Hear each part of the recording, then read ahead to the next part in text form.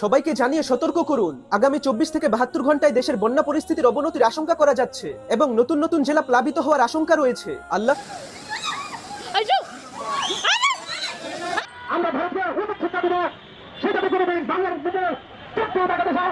ভারতের এই পানি সন্ত্রাসের জন্য বিশেষজ্ঞরা আন্তর্জাতিক অপরাধ আদালতে। প্রিয় দর্শক, গুরুত্বপূর্ণ একটি ভিডিও নিয়ে হাজির হয়েছি।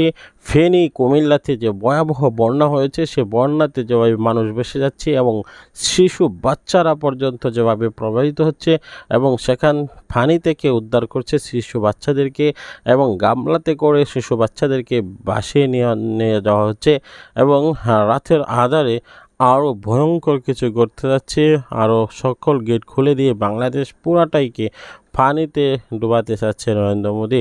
সেই গোপন সকল রহস্য আমরা জেনে আসব এবং নতুন করে কোন কোন গেট খোলা হয়েছে এবং নরেন্দ্র মোদীর বিষয়ে ডক্টর মোহাম্মদ ইউনূস কী অ্যাকশন নিয়েছে, এ সকল বিষয়ে জানতে অবশ্যই ভিডিওটি শেষ পর্যন্ত দেখার অনুরোধ করছি। ত্রিপুরার বাঁধ খুলে দেওয়ার পক্ষে খোঁড়া অজুহাত দাঁড় করাচ্ছেন এক শ্রেণীর ভারতপ্রেমী মানুষ, যাদের মধ্যে বাংলাদেশে বসবাসকারী সনাতন ধর্মের অনেকেই আছেন। তারা নিচু গলায় বলার চেষ্টা করছেন যে বাঁধ খুলে না দিলে প্রথমে ত্রিপুরা ডুবে যেত, এরপর পানির চাপে বাঁধ ভেঙে এমনিতেই বাংলাদেশের ফেনী, নোয়াখালী, কুমিল্লা অঞ্চলও ডুবে যেত। ফলে বাংলাদেশকে বাঁচাতে বাঁধ আটকানোর চেষ্টা করলে উভয় দেশ প্লাবিত হয়ে বাংলাদেশ ভারত উভয় দেশই ক্ষতিগ্রস্ত হতো। এ কারণে এক প্রকার বাধ্য হয়েই ভারতকে বাঁধ খুলে দিতে হয়েছে। ভারতপ্রেমীদের এই যুক্তি তিস্তা, ফারাক্কা এবং ত্রিপুরার এই ডম্বুর বাঁধ সহ প্রত্যেক বাঁধের ক্ষেত্রেই প্রযোজ্য। কিন্তু প্রশ্ন হচ্ছে, বাংলাদেশকে না জানিয়ে, সতর্কতার অগ্রিম কোনো সুযোগ না দিয়ে গভীর রাতে হঠাৎ করে বাঁধ খুলে দিল কেন? তার চেয়েও বড় প্রশ্ন হচ্ছে, নদীর মধ্যে ভারত বাঁধ কেন দিল? নদী চলবে নদীর মতো। আকাশের বাতাস যেমন কোনো রাষ্ট্রীয় সীমানা না মেনে স্বাধীনভাবে বয়ে চলে, তদ্রূপ নদীর পানিও তার প্রাকৃতিক নিয়মে উজান থেকে ভাটির দিকে বয়ে চলার কথা। কিন্তু পরিসংখ্যান বলছে, বাংলাদেশ ভারত আন্তঃসীমান্ত 54টি নদীর মধ্যে 30টি নদীতেই ভারত বাঁধ নির্মাণ করেছে, বাকিগুলিতেও বাঁধ নির্মাণের ষড়যন্ত্র করছে। এক কথায় বলতে গেলে, নদীর পানির উপর উজান থেকে ভাটি পর্যন্ত প্রত্যেকটা দেশের যে সমান অধিকার, সেই অধিকার খর্ব করে ভারত একতরফা ভাবে বাংলাদেশকে পানি বঞ্চিত করে রেখেছে। নদীকে নদীর মতো চলতে দিলে নদীর গভীরতা, নাব্যতা এবং প্রশস্ততা ঠিক থাকতো। হঠাৎ করে বন্যা অথবা পাহাড়ি ঢলে অতিরিক্ত পানি আসলেও নদী সেটা সহ্য করতে পারত এবং সহজে সেই পানিকে ধারণ করে সমুদ্রে পৌঁছে দিতে পারত। কিন্তু ভারত উজানে বাদ দেওয়ার কারণে বাংলাদেশের নদীগুলো শুকিয়ে খালের মতো হয়ে গেছে, পলি মাটি জমে নদীগুলো ভরাট হয়ে গেছে, বিভিন্ন জায়গায় চর উঠে গেছে।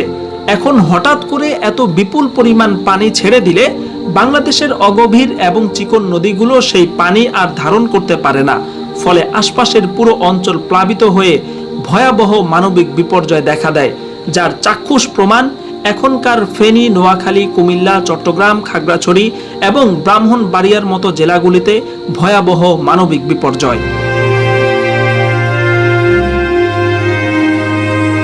কাজেই এখন কেউ যদি ভারতের পক্ষে সাফাই গাইতে আসে এবং এ কথা বলে যে পানি ছেড়ে না দিয়ে ভারতের কোনো উপায় ছিল না, তাহলে তাকে চোখে আঙুল দিয়ে ভারতের পানি সন্ত্রাস দেখিয়ে দেওয়া উচিত। দেখিয়ে দেওয়া উচিত যে ভারত কিভাবে বাংলাদেশের চতুর্পাশে বাঁধ নির্মাণ করে এদেশের নদীগুলোকে খুন করেছে। ফসলি জমি থেকে শুরু করে প্রাকৃতিক ভারসাম্য সবকিছু নষ্ট করে দিয়েছে। ভারতের এই পানি সন্ত্রাসের জন্য বিশেষজ্ঞরা আন্তর্জাতিক অপরাধ আদালতে মামলা করার পরামর্শ দিয়েছেন। কারণ পানি এবং বাতাস মহান আল্লাহ তাআলার বিশেষ ধরনের নিয়ামত, যার উপর দেশ, জাতি ও ধর্ম নির্বিশেষে সবার সমান অধিকার রয়েছে। এই অধিকার থেকে ভারত যদি বাংলাদেশকে বঞ্চিত করে, তাহলে বাংলাদেশ ভারতের জন্য ট্রানজিট সুবিধা থেকে শুরু করে আর কি কি বন্ধ করে দিবে, সে বিষয়টাও এখন আলোচনায় আসা উচিত।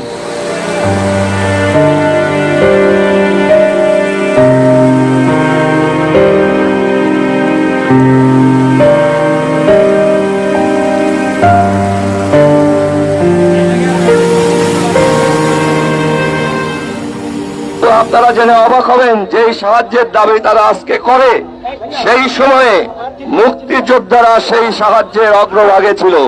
ভারতীয় কোন ব্যাটালিয়ন বাংলাদেশের ভিতরে ঢোকার সময় মুক্তিযোদ্ধাদের সামনে রাখতো, তারা পথ দেখাতো, তারা তাদের রসদ গোলাগুলি সমস্ত বহন করে দিত। এবং শুধু তাই নয়, তারা এই মুক্তিযোদ্ধাদের সামনে রাখতো এই কারণে যে পরবর্তী জায়গায় কোনো মাইন লাগিয়ে থাকে, সেই সমস্ত মাইনে যাতে আগে বাংলাদেশিরা নিহত হয়। এবং আমি অনেক সেই আমলের যুবককে জানি, যারা ভারতীয় একটা ব্যাটালিয়নকে খোলা মাঠের মধ্যে দিয়ে আনার সময় মাইনে নিহত বা আহত বা পঙ্গু হয়েছেন। ভারতকে যদি সেই সময় মুক্তিযোদ্ধারা এইভাবে সহযোগিতা না করত, তাহলে 16 দিনের ওই যুদ্ধ জয় করা ভারতীয়দের কখনোই সম্ভব হতো না। অথচ আজকে দেখুন, ভারত একেবারে সবকিছু ভুলে গিয়ে শুধু বলে আমরা তোমাদের মুক্তিযুদ্ধে সহযোগিতা করেছি, এই জন্য সারা জীবন গোলামি করতে হবে ভারতের। এটা খুব অযৌক্তিক দাবি। তারা পানি নিয়ে আমাদের সাথে যা করছে সেটা বর্বরতা, হিংস্রতা, অমানবিকতা এবং আন্তর্জাতিক আইনের সম্পূর্ণ লঙ্ঘন। এবার আমরা দেখেছি যে ভারত শেষ পর্যন্ত শেখ হাসিনা নামক এক খুনিকে